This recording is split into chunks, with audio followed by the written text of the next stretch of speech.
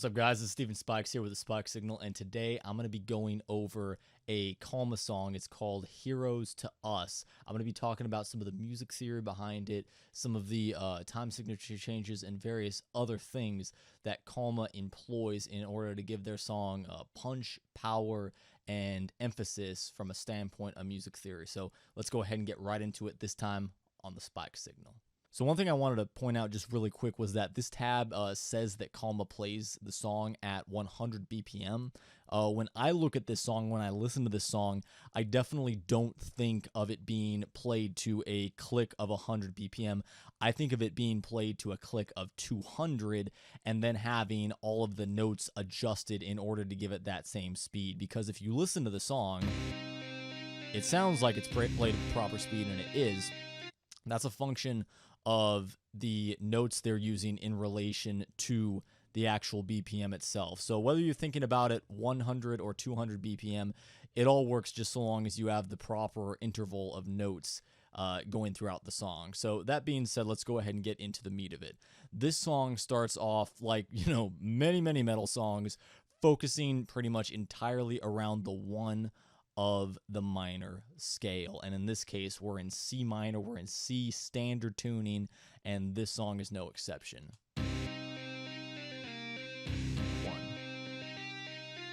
One. Moving to the flat 6 to the flat 7 right there. Very kind of prototypical melodic death metal progression, starting hardcore on the minor chords and then kind of ascending up, almost giving a little bit of a heavenly sound, depending on how you want to look at it or describe it, ascending to the flat 6 and the flat 7. Now, the lead line right here, that is basically just playing sequence notes around those chords. There are extensions within these, if we're going to look at it from the perspective of the C note, the minor note being kind of the root chord. This lead line is playing pretty closely around that, utilizing the 1 and the flat 3 from C minor, while also introducing a couple other kind of extensions. It's worth noting that this is very kind of like a micro perspective to look at it. You might not necessarily think about or analyze a song when like pulling out like all these extensions and everything in this fashion, but it is still nonetheless useful to see how closely what they're doing ties to the actual riffs of the rhythm. So that's what's going on there. Moving on through there, it then transitions to the flat 6 and the flat 7, and in this case the flat 6 is actually an A flat, and these notes right here, that's an A and that's a C, they follow very closely to the A flat, and that's an A flat, sorry, and then transitioning to the B flat, these notes right here follow closely as well, with this 7 right here, let me zoom in on that, being, whoops, that's the wrong way, being a B right here, and this note right here, the D, being the third of that B. So lead line basically very closely adhering to what the rhythm is doing. Very kind of prototypical stuff when it comes to melodic death metal writing, making things sound uniform by basically playing around the chord tones. So that's what's going on right there. Now I'm going to move over just a little bit, and I know I'm zoomed out really far here, but I'm just going to get on to it. At right before it repeats, there's a little bit of whammy bar action. I just thought I'd point that out because I find whammy bar stuff super cool. Moving on a little bit up to, let me get to it, the pads. Now, is the intro riff repeats, they bring in pads into the equation. Now, the pads are doing some very simplistic stuff, and here they are right here. The pads are simply hitting the 1 of C minor like several times over and over again on rhythm. You can hear actually, that's it. That's all they're doing. Not adding too much of anything to the song outside of a texture and a little bit of a drive, a rhythm to it in order to mix it up, even so slightly, even though you might not notice it. It does add a character, it does add a texture, it does change things up some, and those kinds of variations are very interesting, especially if you're going to be revolving around the 1 of C minor so much like this song does. So let's go ahead and look a little bit forward here. Let me get on up to see what comes up next. So in going back to the rhythm of the intro, it eventually moves to an A flat to a B minor again. And moving on from there, what I've done in this particular tab is I've annotated only the new rhythms. So they're part like right here, this whole section right here. That's basically a repeat of what we just talked about, so I'm not going to so much go over that, but we can go ahead and move on to the next new section. This part right here,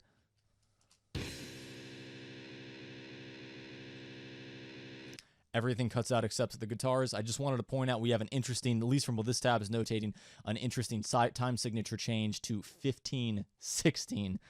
Just adding a little bit of variation to things, pulling you just a little bit out of that rudimentary 4/4 time signature, just to change things up a little bit. And they do that at another point in the song too, and it sounds quite good actually. It's really good stuff for just kind of breaking up the flow of things. So we get to now the verse riff, and I'll go ahead and play that for you.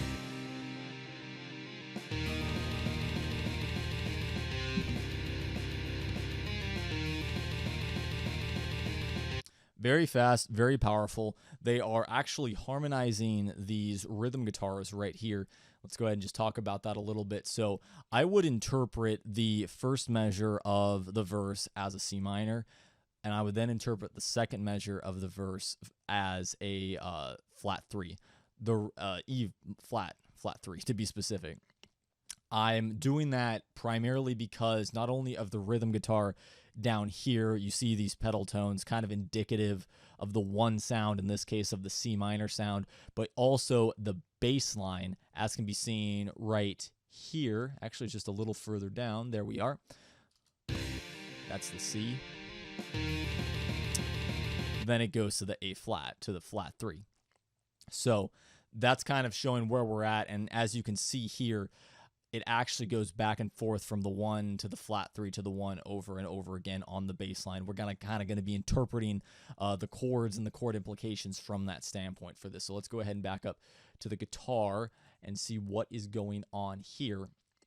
What is happening in the two guitars for the first measure of the verse, for the C part, is they are basically harmonizing octaves on the very first beat. Here we have a pedal tone on the C on the lowest string, and here we have a C an octave higher at the same point. We are then also harmonizing to thirds as well, here to here, then so on for the rest of these, in order to give, or at least the vast majority of them, I should say, in order to give the song more flair and make it more interesting.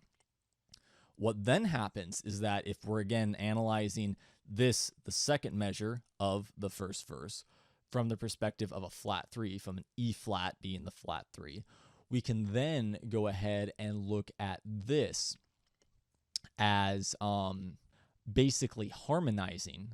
We can look at this section right here as being the third of the flat 3, and this bit right here being the second of the flat 3. Again, I'm interpreting this as a flat 3 because what the bass line was doing. Now, here's where things get a little bit interesting and kind of a little bit more of a function of just kind of like songwriting opposed to like sort of strict music theory. If you're going to compare this rhythm guitar line to this rhythm guitar line, they are essentially being harmonized in fourths if you're going to stack them right on top of each other. Again, not exactly what you'd typically see. Typically, you see stuff harmonized by thirds. There's all kinds of things that are done. This, I think, is probably a function of just kind of, impromptu, sounded cool, went with it, songwriting, opposed to sort of strictly going by like the book of music theory or whatever, which is cool because it all sounds really great anyways. So totally good stuff there. Going ahead and moving on here really quick. I just want to see what this is right here. These next two lines repeat several times, so we're going to go ahead and move over a little bit more. And then we are going to get to what we classify as the chorus in this version of the tab. One thing I want to point out that's really interesting throughout the entire chorus, let me get a little bit more so you can see it even better.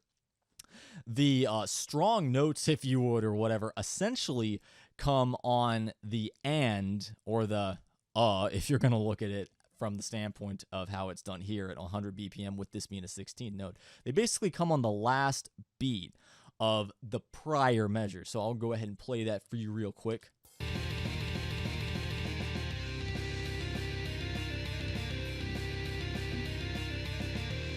Yeah, that's the song, and it definitely, the strong beats come right on the beat before the next measure. So just kind of interesting right there.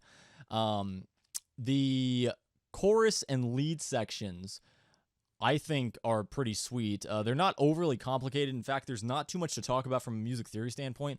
They're basically just doing sequencing. If you look right here, you can see that I actually kind of went through and saw what all the extensions of these would be from the standpoint of C minor, because that's what I'm interpreting this section to be. And you can see there's a lot of extensions, so it's best to kind of just think of this line right here as a sequenced movement, just going over top a C minor sort of implied progression.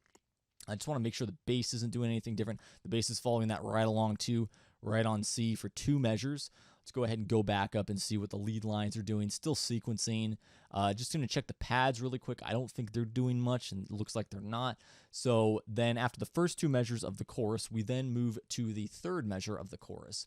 And once again, the strong beat being on the beat right before the 3rd measure, we move to a implied E flat minor, the flat 3. And once again, there's just kind of general sequencing going on here in the lead line. You know, you can't pull too much from it. They're playing the 1, the 3, and the 5 from E flat minor, but, you know, they also have a 2 in there. They have 7 in there. So, again, best to kind of not draw too much from that from a music theory standpoint. It just sounded cool, and that totally is sufficient. They then move up to a flat 6, an A flat 6. And they do kind of a similar riff, but, you know, it's giving the song some progression, some movement. Moving from the flat 3 to the flat 6 definitely punches things and keeps things going. It then moves up back to the 1. What the lead guitar here is doing the same, best I can tell, it's doing the same riff as prior, just an octave higher, and that's why I noted this right down here. So, and it's actually really good because even though it's just an octave higher, it really gives another level of intensity and excitement to the song that's really, really cool and really, really awesome. So that's good stuff right there. The keys then, the pads, I don't know if I should call them pads. They almost sound more like organs at certain points of this song, but they do something similar. I'm not sure if I'm exactly hearing this like when I listen to the song, but I'm not sure one way or the other. Very, very close. Basically, the lead lines and the pads are just kind of going together with it. The pads are, you know, quite a bit harder to hear than the guitars when it comes to lead line, but they are there if you listen carefully. So that's what's going down on that standpoint. Let me go ahead and get over a little bit more to see what's going on next.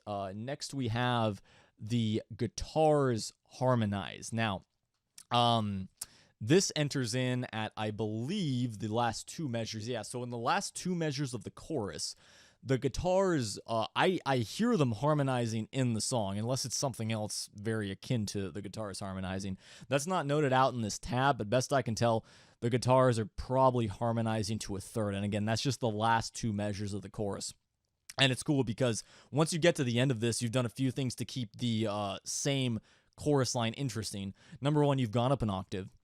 You've also added a pad in very subtly, doing what the lead guitar line is doing. Then in the final 2 measures, you add in a harmonized guitar up top, harmonized in 3rds, in order to keep the chorus even more interesting, even though, again, the lead line repeats quite a bit. So that's all good stuff there. Very, very cool for keeping things interesting and unique. If we move on, we get back to the next verse. Now, I'm not going to like cover this next verse because it's pretty much the exact same thing as we did before. So I'm just going to go ahead and move on to the next chorus. And to be perfectly honest, I didn't see much different stuff here. Let me just go ahead and make sure the pads aren't doing anything unique or different. They don't look to be to me. They're just kind of going along with it. So I'm going to move on to what this tab refers to as the bridge, which is, I don't know if you call it a breakdown or what you want to call it exactly. I think bridge works fine, but stuff gets a little kind of intense and crazy. What you have here is, once again, on the last beat of the prior measure, you have the strong note falling. So on the final beat of the chorus, you have the strong beat setting up for the bridge. You have a C minor, the 1, as typical. And at this particular section, you have a lot of guitar work up top, lead lines going on as well. So let me go ahead and play that.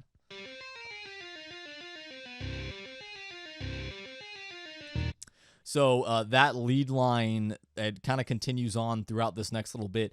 If you wanted to try, you could pick apart the lead line and kind of find out where chords are at within it and try to relate them somehow to the underlying chords, like underlying C minor in this case. For example, if you wanted to, you could look at, I believe it was these 3 notes right here, for example. No, it was actually these 3. And you can actually extrapolate out of that a C minor, because there's the C, there's the E flat, and there's the G. So you can do that for any one of these like combinations of notes. I didn't really attempt to do that because, you know, I felt you could get kind of nuanced and you could interpret a lot of shit out of it. It might be best to just not mess around with that for the purposes of this video. But I just wanted to like note out there is stuff like that going on that you could interpret. Moving on from the standpoint of the rhythm guitar, stuff gets a little bit interesting here.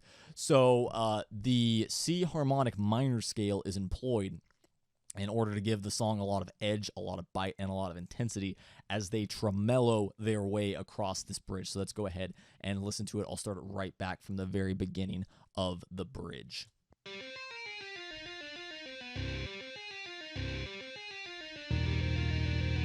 There's your natural 7. Natural 7.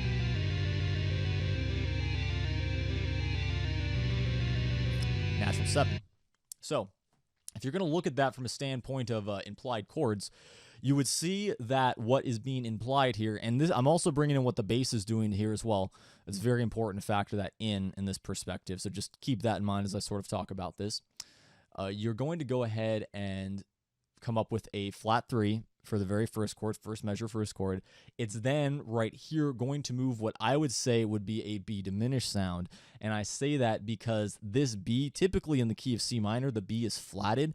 When you might say sharp or make natural the 7th, you're going to go ahead and wind up with a B instead of a B flat. And when you sharp a note, a major note, or a note like built off of a major chord, off a major triad, you get a diminished triad.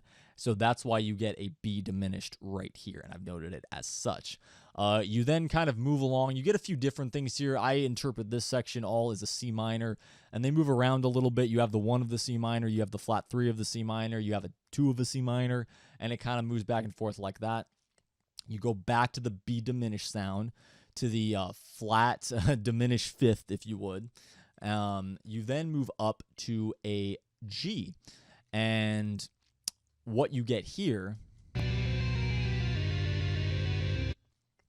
the G is actually functioning as a major G versus the minor G that would typically be found in the key of C minor, because the 3rd of the G is B. In C minor, it's a B flat. When you sharp the B, you get a G. So I've put this in here personally as a G major because I'm kind of interpreting this whole section in its entirety as functioning from C harmonic minor. So that's why I'm kind of calling this a G major instead of a G minor. I'm going to move on here a little bit, see what else we got. So some of this repeats, like this section right here. This is kind of more what we saw just a little bit ago. We then get to a section basically kind of invert of the same thing. You have the G major to a B diminished, just swapping what was around here, basically flipping them over. And going on from there, it repeats a few more things. Then it gets into this section right here. You have the lead line, and you have some pads going on in the background.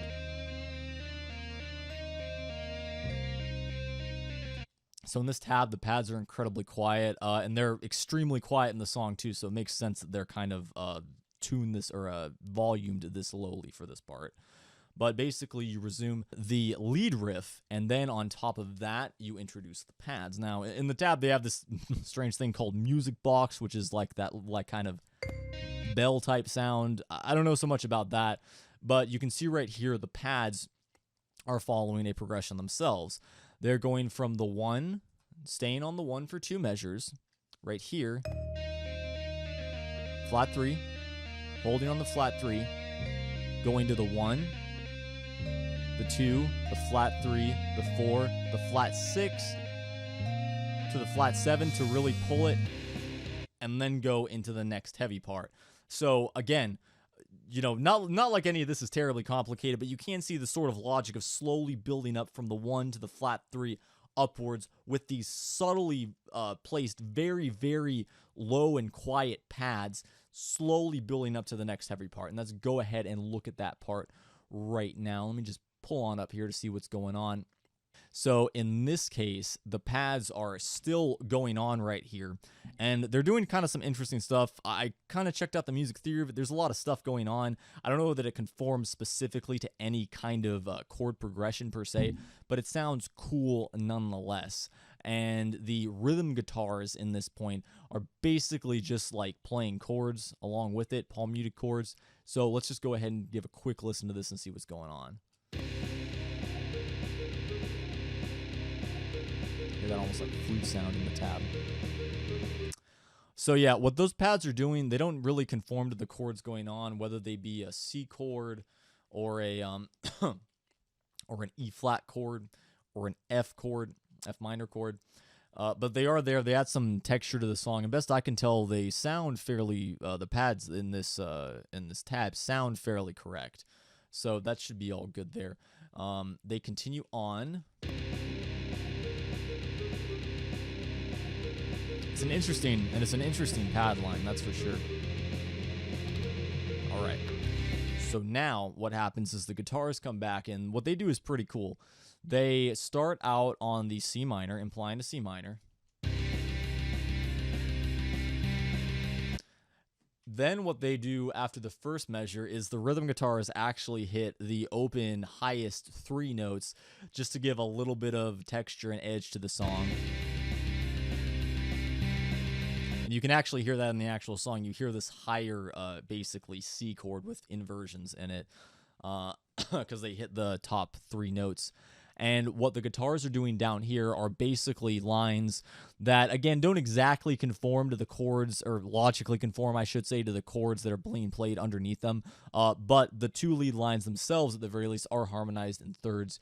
You have an E right here, you have a G right here, and it carries on like that throughout it. So let's just go a little bit more through here. You move to from the C minor, continues, you hit those higher extensions, to the A flat, to the F minor, which is the 4, C minor, to the flat 3, to the flat 6, once again to the flat 7, then back to the 1. Again, the entire time, the lead guitar line's doing different stuff, doesn't exactly conform to the chord lines underneath them, but still sounds really cool and adds a really good amount of extra kind of, I just say again, texture to the song. So now we're going to go ahead and get into the solo section. So when I was messing around with this tab, there was actually, whoever did this did a really cool job of like getting Guitar Pro to sound like it had the proper whammies going on. I noticed though that further down, like at the very end of this, for some reason, whatever it was set to, like screwed up the rest of the line going down. So basically like detuned the rest of the solo and the rest of the guitar line. So I removed the like heavy whammy section right here. You do see it still right here. It goes into the solo, there's more whammy. Then you get into the solo. All right, so getting into the solo proper, the first thing I want to say is that this solo makes a lot of use of the blues scale as well as the harmonics minor scale, and sometimes even interjects them simultaneously to each other. So for starters, in this section, you have the use of a flat G in order to get that blues scale sound. There it is and everything. And later on, the other thing there. And in this section right here, you actually have use of the blues scale as well as the harmonic minor scale. Now, this is kind of interesting too, because in this case, they actually play, from the minor scale perspective, they play the flat 7, the natural 7, and the 1 all right on top of each other. It's pretty cool. I never really did stuff like that before, but after looking at this, I think I want to try to like experiment more with that because it's pretty tight. So, going a little bit further, the solo continues on. Harmonic minor once again.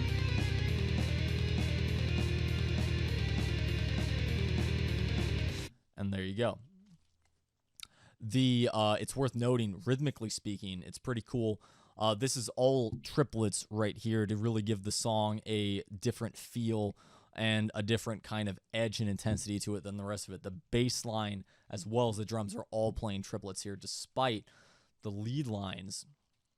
Well, actually, come to think of it, they're doing a lot of triplets too, so I guess that makes sense. So, yeah, that's what's going on in the solo. Main things to take away from here are the use of the blues scale and the harmonic minor scale, sounding very good together and sounding very cool next to each other and everything. So, let me go ahead and just see what else is going on here. The last thing worth pointing out here is that in the very last measure of the solo, they play a D chord. Now, typically the D would have a flat 5, a diminished fifth, but in this case, they actually make it perfect fifth to the D.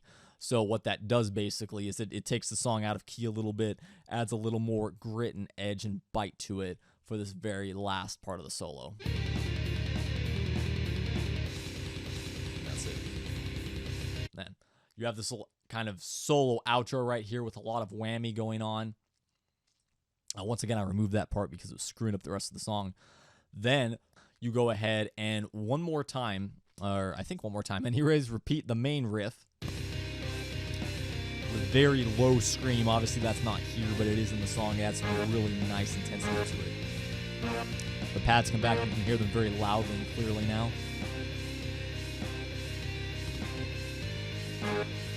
Then it comes to the break. All just C minor. Very intense right before it jumps into the last verse.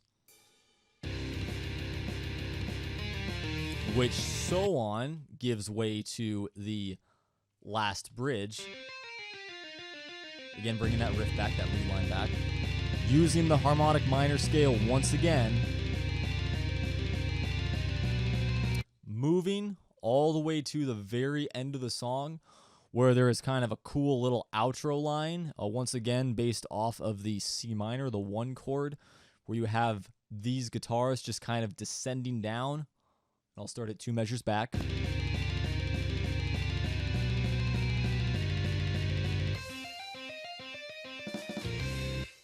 To close it out with the pads also going along with them too. So, yeah. Overall, quite a significantly simpler song compared to New Dynamic by Omnium Gatherum, which I covered last week if you want to check it out, or a month ago actually if you want to check it out.